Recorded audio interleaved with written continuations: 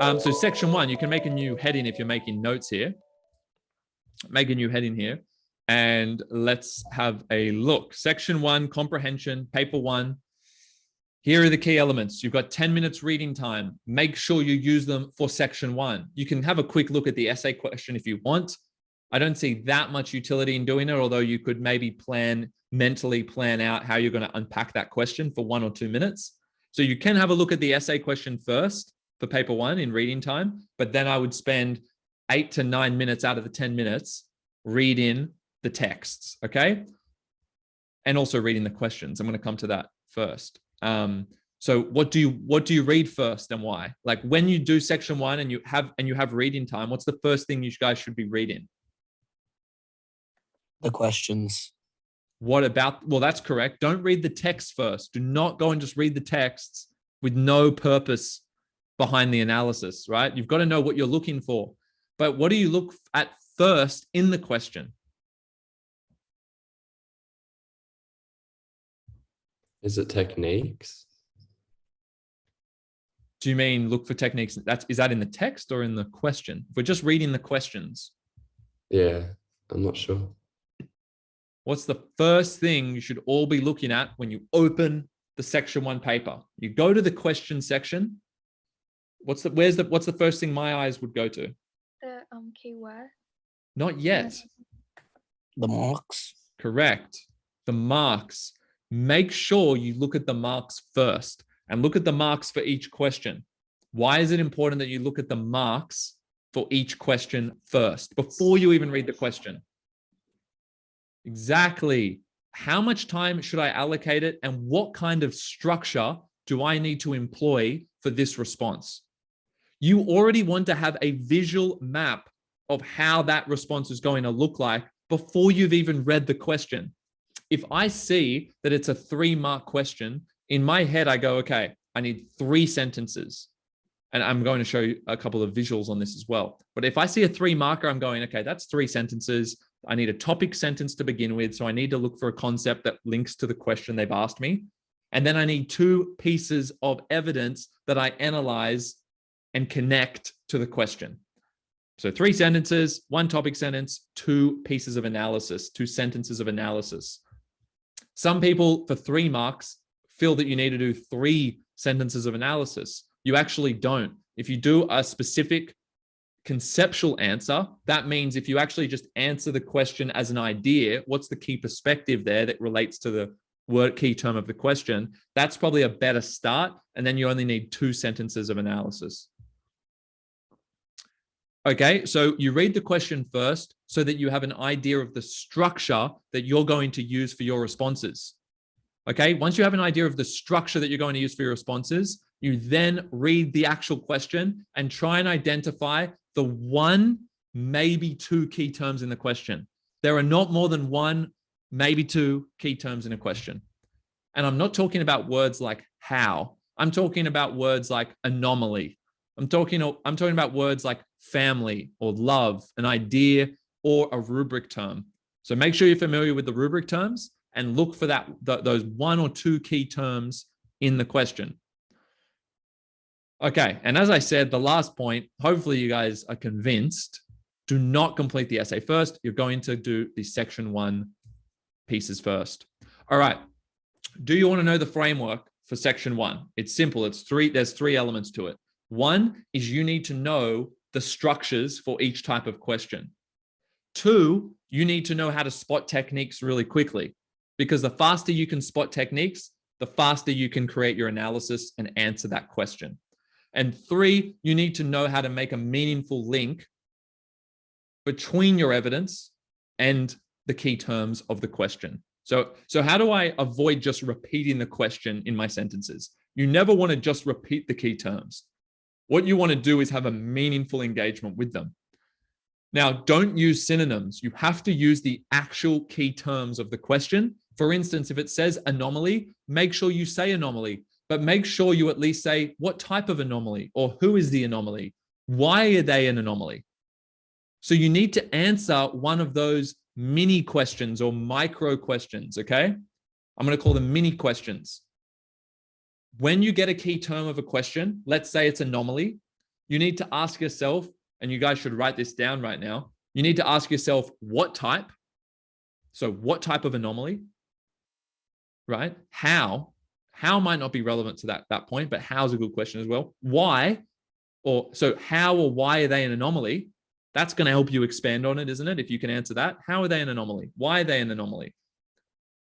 So what? Who cares that they're an anomaly? Well, what's the consequence of being an anomaly? By answering those questions to yourself based on reading the text, you're going to be able to say something insightful and specific so that you're not just repeating the word anomaly. Is everyone following what I'm saying? So every time you mention the word anomaly, you should be elaborating on it by saying what type, who is the anomaly, why are they an anomaly, what's the impact of them being an anomaly. Everyone okay with those mini questions? Yeah, perfect. Okay, so that's the framework. They are the three elements to nailing section 1. Knowing your structures and sticking to them, because a lot of people write too much for a 3-marker. They write way too much for a 3-marker or a 4-marker. And then they don't write enough for the 6-marker or the 7-marker, which is like a mini essay. Okay, that has a different structure. You need to know your structures. And who here struggles with just seeing techniques as they read through? They're like, oh, I don't know where the techniques are. Because I know there must be a lot of people in that boat. Just put your hand up on the Zoom there if you're in that situation about technique spotting, because I know that is a key weakness for most students. Okay, there's a lot of people who struggle with that. Thank you for responding. All right, so let's have a look then at the first thing. I'm going to show you a few structures. Again, I'm working within the time constraints of this and just trying to show you the main pieces. If you guys want to go fully in depth and know how to answer every single type of question, spot every technique, I'm running the intensive workshop on this tomorrow for section 1 and the craft of writing. Okay, so for a 3-mark question, you need a topic sentence that basically answers the question conceptually. And then you need 2 sentences of analysis. Okay, do not storytell, do not bother doing anything in those sentences of analysis other than saying, what's the technique? Where is it? So what's the quote? Or you can describe the feature of the image if it's a visual. And then you need to say something like reveals, highlights, suggests, and then tell me what its effect is.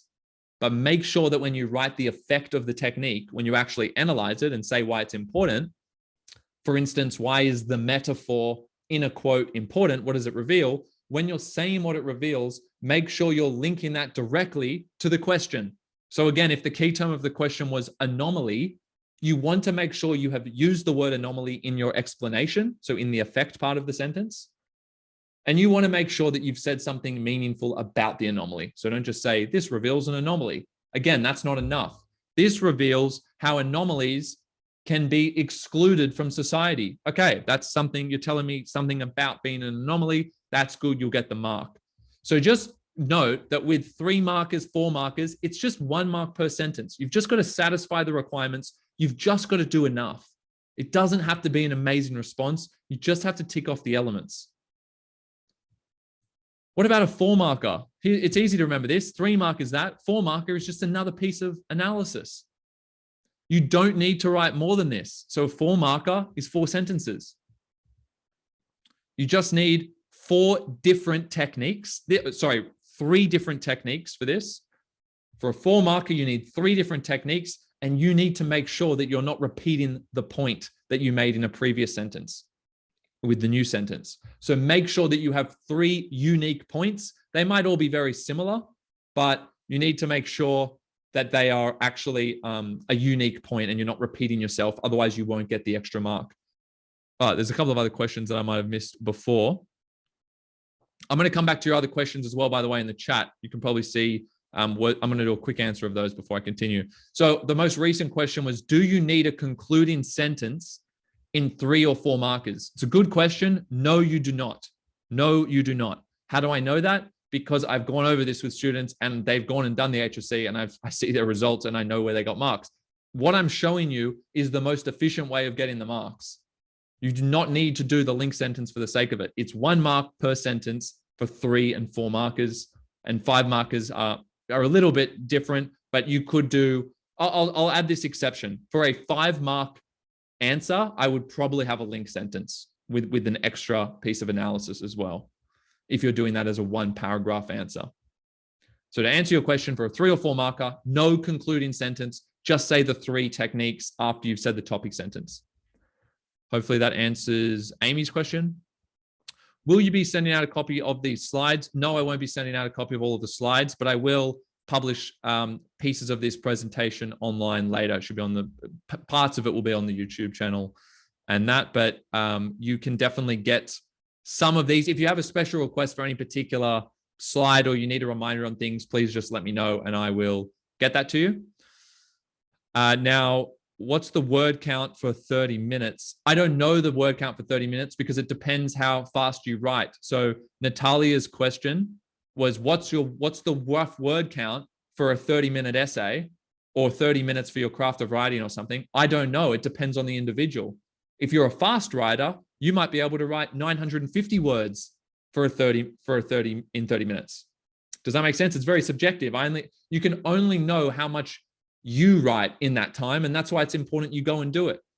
If you're kind of a medium paced writer, maybe in 32 minutes you can do like 800 words or 850 words. So for those of you with like 1100 word essays, it's just way too long. It's not realistic. That's why you need to actually time it out.